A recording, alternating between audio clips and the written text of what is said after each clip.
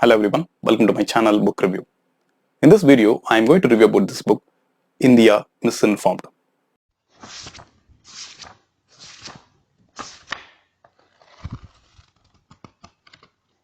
Flow of credible information about government performance is the lifeblood of any democracy.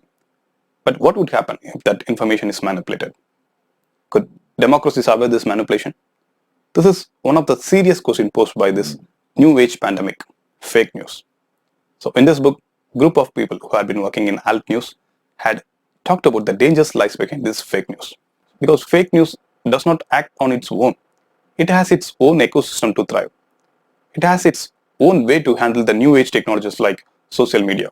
In this book, they had talked about the various patterns of fake news that has prevalent among us. They had categorized these fake news under different heading in this book. Like how fake news was used to target political adversaries, how the fake news were used to discredit some historical personalities like Jawaharlal Nehru, how these fake news were used to promote some private interest. So like this, in this book, they had talked about the various patterns of fake news that has prevalent among us. So no one is immune from this attack of fake news, but some people had affected disproportionately. One among the affected community is Muslim community. Here in this book, they had pointed out various fake news that had targeted exclusively against this Muslim community. They had spread various viral messages that had targeted Muslim communities. The captions were like, Hindus under attack. Hindu women was molested by Muslim men. Muslim men were responsible for 95% of rapes in India by falsely quoting National Crime Record Bureau. And one another famous fake message against Muslim community is temple found upon demolition of mosque in Karnataka. Often these messages were circulated along with some photo and video, but in reality these photos and videos were taken from some other country like Bangladesh. Some of the video clips were taken from the regional films, but here the sad reality is, before knowing this message were fake, the damage was already done.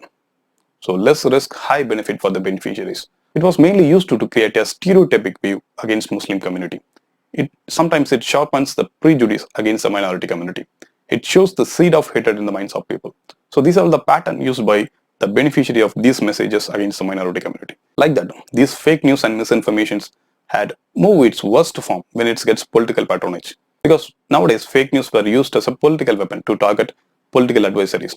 Sometimes it was used to portray the opposition political party as an anti-Hindu, like captions like Pakistan flag spotted in opposition rally, police brutalities against Sabarimala devotees. So like these various messages were spread among the people, especially it was at its peaks during the time of election to polarize the community. So this is another pattern, how this fake message was used as a polarizing tool during election time. In addition to this, sometimes fake news were used to make a irrevocable damage. One such example is mob lynching of Pehlu Khan. By believing a social media message as true, a group of people from a village had lynched a man called Pehlu Khan by suspecting him as a part of child lifting gang. But he was an innocent. But one viral fake message had cost a human life.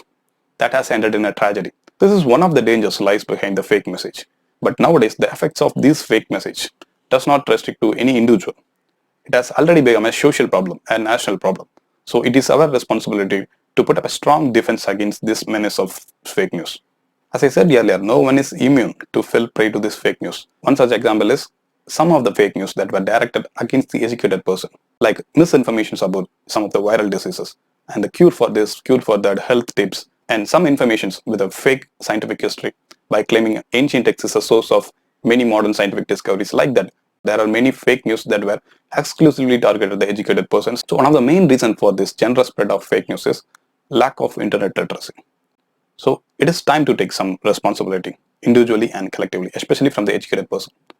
Don't spread any message without confirming its genuineness. That itself will give a big change in this fight against fake news. So beware, be aware. That should be our response as of now. So I think a book like this will help the readers to know about the patterns of misinformation as well as the ecosystem of fake news that is prevalent among us. So I hope these informations will give you a brief idea about this book, India Misinformed. Thank you.